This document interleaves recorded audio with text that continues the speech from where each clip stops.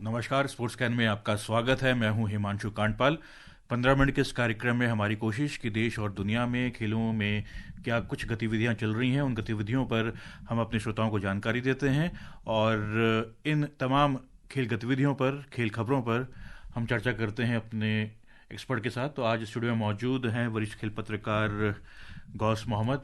गौस साहब नमस्कार, स्टूडियो में आपका स्वागत है। नमस्कार हिमांशु जी और सबको नमस्कार।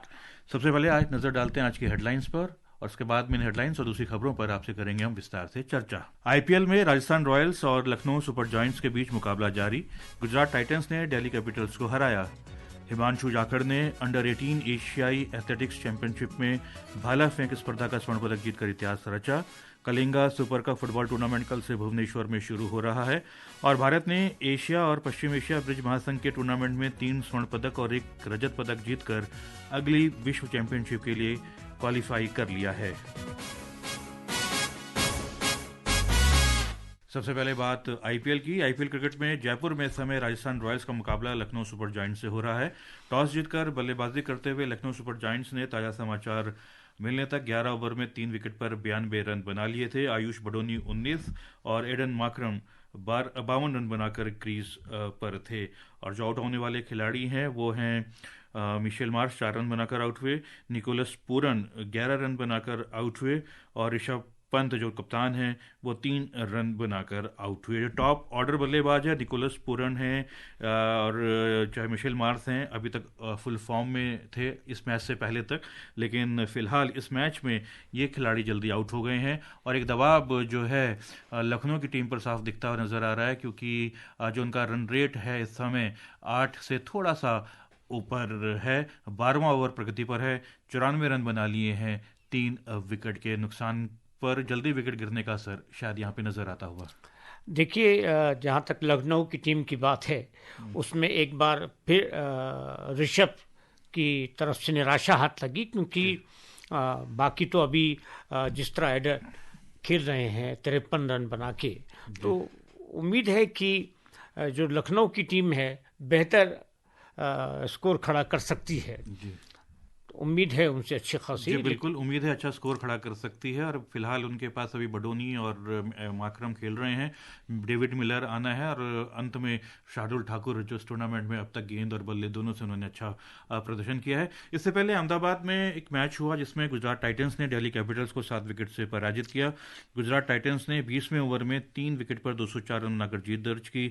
जोश बटलर ने नाबाद 97 रन बनाए। पहले बल्लेबाजी के लिए बुलाए जाने पर दिल्ली कैपिटल्स ने 20 ओवर में 8 विकेट पर 203 रन बनाए। कप्तान अक्षर पटेल ने सर्वाधिक 39 रन की पारी खेली थी। मैच बड़ा हाई स्कोर था और 200 से ऊपर का लक्ष्य प्राप्त किया मेजबान गुजरात टाइटंस ने और जीत दर्ज की। हालांकि कप्तान शुभमन गिल जल्दी आउट हो गए थे। देखिए, ये कि दिल्ली कैपिटल के केएल राहुल और या करुण नायर के अलावा इतना बेहतर खेल देखने को नहीं मिला, लेकिन गुजरात की तरफ से जोश बटलर ने जो 97 रन की पारी खेली, सुदर्शन नॉट आउट रही, यस, और सुदर्शन ने 36 रन और रुदरफोर्ड जो गयाना के हैं 43 रन बनाए। और यहाँ पे देखो कि जो प्रसिद्ध कृष्णा है कर्नाटका से खेलते 4 विकेट लिए और उसके अलावा गुजरात के 4 बॉलर्स ने एक खिलाड़ी आउट किया, यानी सबने परफॉर्म किया। जी बिल्कुल। और इस जीत के बाद गुजरात टाइटंस की टीम अंक तालिका में शीर्ष पर आ गई है। दिल्ली कैपिटल्स की टीम दूसरे स्थान पर है। आईपीएल में कल 2 मैच खेले जाएंगे। मोहाली के मुल्लापुर में मेजबान पंजाब किंग्स का मुकाबला रॉयल चैलेंजर्स बेंगलुरु से होगा। ये मैच दोपहर 3:30 बजे से खेला जाएगा और दूसरा मैच मुंबई के वानखेड़े स्टेडियम में मुंबई इंडियंस और चेन्नई सुपर किंग्स के बीच शाम 7:30 बजे से खेला जाएगा। एक रिपोर्ट। रॉयल चैलेंजर्स बेंगलुरु के पास फिल सॉल्ट, विराट कोहली, कप्तान रजत पाटीदार और लियम लिविंगस्टन जैसे विस्फोटक बल्लेबाज हैं। गेंदबाजी में जॉश हेजलवुड और भुवनेश्वर कुमार को यश दयाल, कृणाल और सुयश शर्मा जैसे गेंदबाजों से अधिक सहयोग की जरूरत पड़ेगी। पंजाब किंग्स की टीम श्रेयस अय्यर की अगुवाई में लगातार अच्छा प्रदर्शन कर रही है। पंजाब के गेंदबाजों अर्शदीप सिंह, जेवियर बार्टलेट और मार्को यानसन ने तेज गेंदबाजी में शानदार प्रदर्शन किया है। बल्लेबाजी में युवा प्रियांश आर्य और प्रभसिमरन सिंह से टीम को अच्छी शुरुआत की उम्मीद रहेगी। वानखेड़े स्टेडियम में कल होने वाला दूसरा मैच भी महत्वपूर्ण है। चेन्नई सुपर किंग्स की खराब फॉर्म ने प्रतियोगिता की चमक कुछ कम कर दी है, लेकिन मुंबई इंडियंस के लिए अपनी जीत की लय बरकरार रखने के लिए रणनीति बदलने की चुनौती होगी। चेन्नई के खिलाफ सत्र का पहला मैच गंवाने के बावजूद मौजूदा फॉर्म के आधार पर मुंबई की स्थिति मजबूत है। अनुभवी जसप्रीत बुमराह की वापसी से मुंबई की गेंदबाजी मजबूत हुई है। ट्रेंट बोल्ट भी अपने पुराने अंदाज में दिख रहे हैं। चेन्नई ने पिछले मैच में लखनऊ सुपर जायंट्स के खिलाफ 5 विकेट की जीत के साथ लगातार 5 हार के सिलसिले को खत्म किया, लेकिन बल्लेबाजी उनकी कमजोर कड़ी बनी हुई है। हालांकि महेंद्र सिंह धोनी के कप्तान बनने के बाद से टीम की गेंदबाजी अच्छी हुई है। Prashant Kumar, sports can.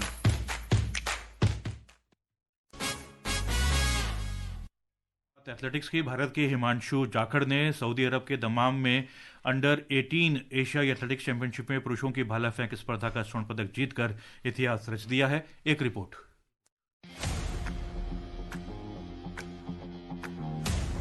हिमांशु ने 67.57 मीटर तक भाला फेंक कर शीर्ष स्थान हासिल किया। ये स्वर्ण पदक महाद्वीपीय प्रतियोगिता में लड़कों की भाला फेंक स्पर्धा में भारत का पहला पदक भी है। चीन के लू हाओ को रजत और उज्बेकिस्तान के रुस्लान सादुल्लाह को कांस्य पदक मिला। प्रतियोगिता में आज भारत ने कुल 4 पदक जीते। पुरुषों की ऊंची कूद में देवक भूषण ने 2.03 मीटर की छलांग के साथ रजत पदक जीता। इस स्पर्धा में कुवैत के मोहम्मद अलदुइज ने स्वर्ण पदक हासिल किया। महिलाओं की 200 मीटर दौड़ में आरती ने 22.41 सेकंड का समय लेकर दूसरा कांस्य पदक जीता। इससे पहले आरती को 100 मीटर दौड़ में कांस्य पदक मिला था। भारत ने पुरुषों के मेडले रिले में भी रजत पदक जीता। पी चिरंत, सईद शबीर, साकेत मिंज और कादिर खान की टीम ने 1 मिनट 52.15 सेकंड के समय के साथ दूसरा स्थान हासिल किया। चीन ने स्वर्ण पदक जीता। महिलाओं की मेडले रिले में भारतीय टीम बैटन गिरने के कारण दौड़ पूरी नहीं कर पाई। अभिषेक कपिल, स्पोर्ट्स कैन।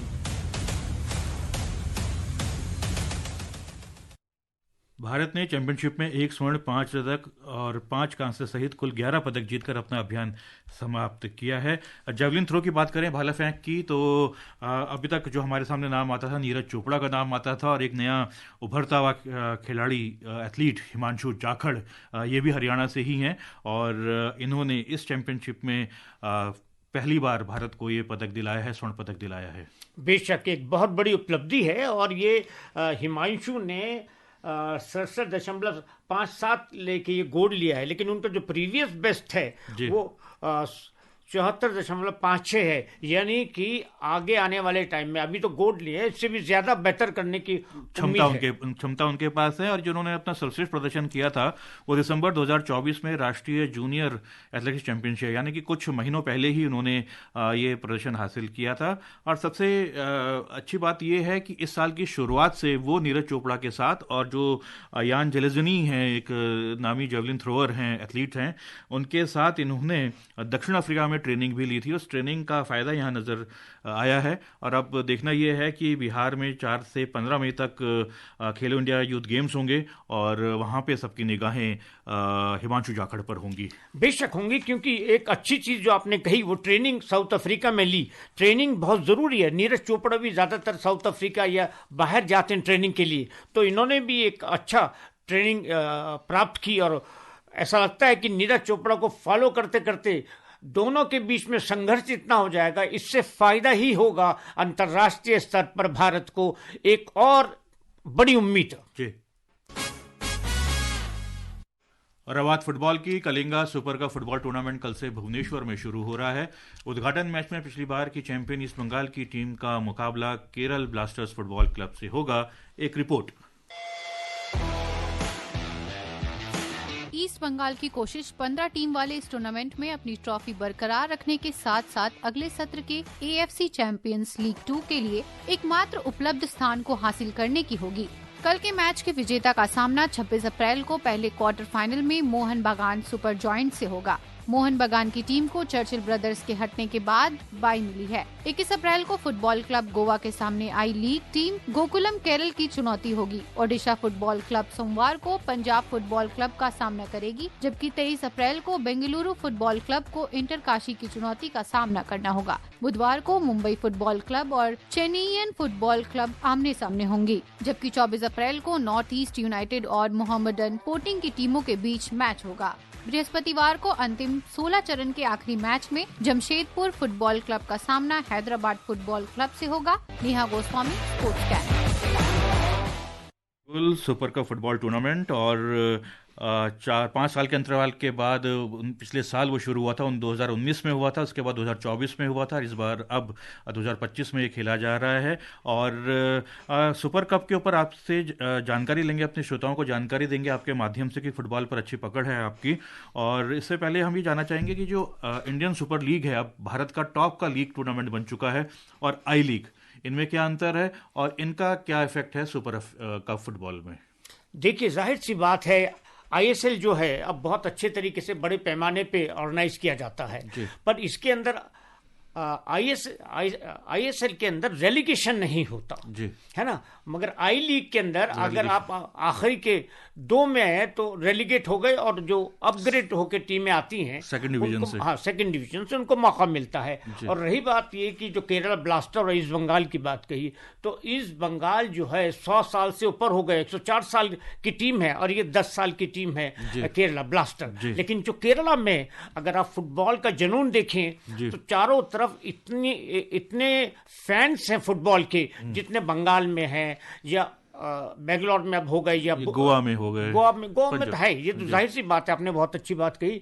गोवा, बंगाल, ये केरला, ये तो गढ़ हैं, और पंजाब। लेकिन ये भुवनेश्वर एक नया जगह जहां पर ये कालिंगा जी बिल्कुल, भुवनेश्वर में फुटबॉल भी हो रही है, भुवनेश्वर ओडिशा में फुटबॉल भी हो रही है, और हॉकी भी हो रही है, और एक नया हब फुटबॉल और हॉकी का बनता जा रहा है ओडिशा। ये बहुत ही उपलब्धि की बात है ओडिशा ने जो किया। हॉकी में क्राउड बहुत आता है, फुटबॉल के अंदर भी क्राउड आता है। रही बात इसकी सुपर सॉकर की बात आपने बोली, तो सुपर सॉकर एक ऐसी चीज है जिसमें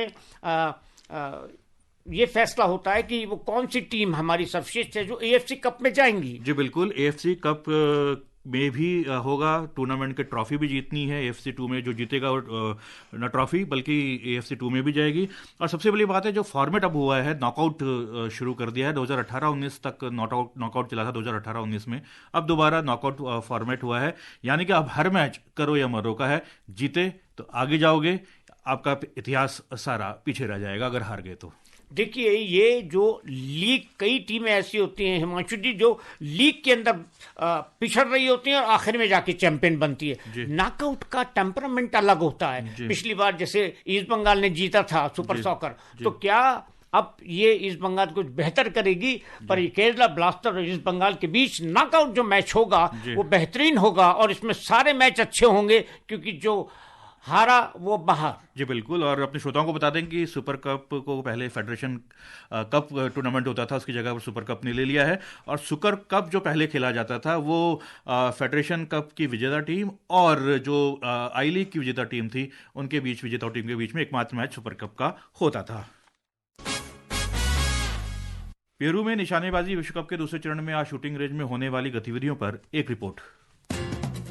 पुरुषों की 10 मीटर एयर राइफल स्पर्धा में भारत के अर्जुन बबूता, रुद्रांश पाटिल और हृदय हजारिका शूटिंग रेंज में उतरेंगे। महिलाओं के 10 मीटर की एयर राइफल स्पर्धा में सोनम उत्तम मस्कर, आर्या बोरसे और नर्मदा नितिन राजू अपनी चुनौती पेश करेंगी। आज ही पुरुषों की ट्रैप स्पर्धा में लक्ष्य, पृथ्वीराज और जोरावर सिंह क्वालिफिकेशन में उतरेंगे। महिलाओं की ट्रैप स्पर्धा के क्वालिफिकेशन में भव्या त्रिपाठी, प्रगति दुबे और नीरू अपनी चुनौती पेश करेंगी। पुरुषों की 25 मीटर रैपिड फायर पिस्टल स्पर्धा के क्वालिफिकेशन में भारत के अनीश 11वें, गुरप्रीत सिंह 14वें और विजयवीर सिद्धू 17वें स्थान पर रहे। स्पर्धा का स्वर्ण चेक गढ़राज्य के मातेज रामपुला ने जीता। रजत पदक चीन के लियान वुफानसू ने जीता। कांस्य पदक जर्मनी के क्रिस्टियन रिड्स ने शूट ऑफ में जीता। आकर्षिता सिंह, स्पोर्ट्स स्कैन।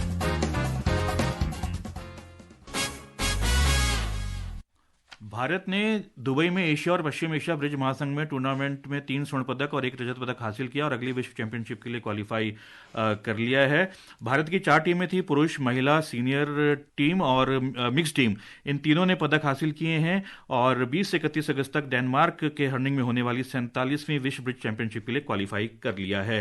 बहरहाल समय नहीं है, इस पर और दूसरी खेल खबरों पर अपने एक्सपर्ट के साथ हम चर्चा जारी रखें। श्रोताओं, आज हमने आमंत्रित किया था वरिष्ठ खेल विशेषज्ञ गौस मोहम्मद को। आप स्टूडियो में आए, समय निकाला, हमसे बातचीत की, इसके लिए आपका बहुत बहुत धन्यवाद। बहरहाल हिमांशु और स्पोर्ट्स कैन की पूरी टीम को दीजिए अनुमति। नमस्कार।